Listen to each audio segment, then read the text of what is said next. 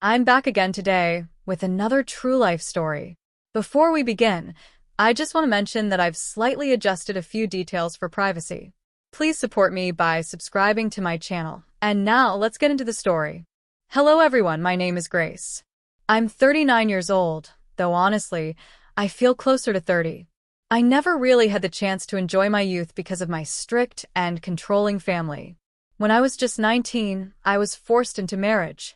From the start, it was a painful and unhappy union. My husband and I couldn't get along, and as the years passed, he became emotionally and physically abusive. After 7 difficult years, I finally divorced him. Once I was free, my parents stopped interfering in my life. For the first time, I experienced real love. I had a boyfriend I adored, my very first true love. I was about 25 or 26 then, still young and completely swept away by our relationship. We were together for 4 wonderful years, and I was happier than I had ever been. If it had been my choice, we would have married, built a home, and started a family. But everything changed suddenly. One day, without warning, he sent me a single message ending the relationship and disappeared from my life. For 3 long years, I couldn't bring myself to love anyone else. I thought of him constantly and wished he were still beside me. My heartbreak was so deep that I fell into a heavy depression. I even quit my job for a while, unable to cope with the loss. Slowly, with the help of my friends, I began to heal. They stayed close, took me to therapy, and supported me until I started to feel like myself again. The scar on my heart remained, but I was finally able to breathe and move forward. I found work again and began to socialize. My profession was painting large murals inside people's homes, classic images like Greek gods and mythological scenes. One day, I was painting at a client's house when I met the homeowner's son, Jan, a 23-year-old who struck up a friendly conversation with me. There was a small spark of mutual attraction. Later, one of Jan's friends dropped by, a young man named Blake, about the same age. Blake caught my attention even more. As I continued working, I found myself chatting with both of them, enjoying the easy connection. Although I liked Blake, I kept my distance, assuming nothing serious could come from it. Perhaps that's why Blake eventually invited me over.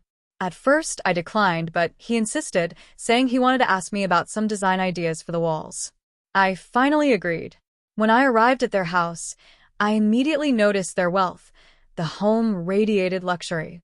While Blake and I were having coffee, his father, Oliver, came home. Blake introduced me casually, mentioning only that I was there to discuss a mural for his room. He didn't even call me a friend, which showed me he wasn't mature enough to introduce me properly. Oliver joined us politely and asked for my opinion on a few design concepts. I shared some sketches, and he expressed genuine interest. He suggested that I create a mural for another part of the house, and Blake agreed. 2 days later, I returned to begin the project. During those visits, Oliver treated me with warmth and respect. Naturally, I was drawn to his kindness. He was charming and thoughtful, and as someone who was getting older and hoping to build a real family, I found comfort in his maturity. We began talking more, even as I remained friendly with the younger men. Months passed, and Oliver and I grew closer. Eventually, we started dating. Within a year, we were engaged and then married. When we shared the news with Blake and his sister, I sensed their disappointment even though they tried to hide it. Over time, Blake's sister accepted me and became supportive. Blake, however, reacted with anger and confusion. He messaged me, demanding explanations and sending hurtful words, behaving more like an upset teenager than an adult.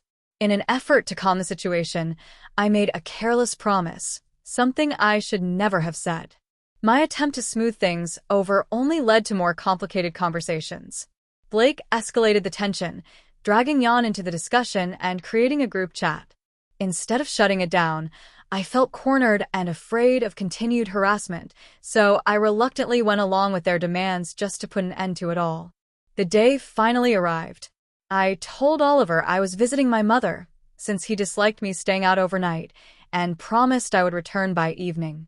I left at noon and went to the place where Blake and Jan were waiting. They greeted me nervously, clearly prepared for what they thought would happen. The encounter left me drained and unsettled. Afterward, I ended the group chat and went home, showered, and tried to carry on as if nothing had happened. For a short time, they kept in occasional contact, but I firmly told them we needed to stop. I explained that staying in touch would only create temptation and risk destroying my marriage. I asked them to think of me only as a family friend from that point forward. Despite this dark chapter, my love for Oliver never wavered. I am genuinely happy with the life we have built together, a life I chose for myself, free from my past constraints. I have no intention of leaving it. That's my story. Thank you for listening. You might think I sound calm, as if everything I described were normal. Perhaps it seems selfish or confusing, but it is my truth. What do you think about all of this? Share your thoughts in the comments, and please don't forget to support my channel by subscribing. I love you all so much. Take care of yourselves, my dears. Goodbye for now.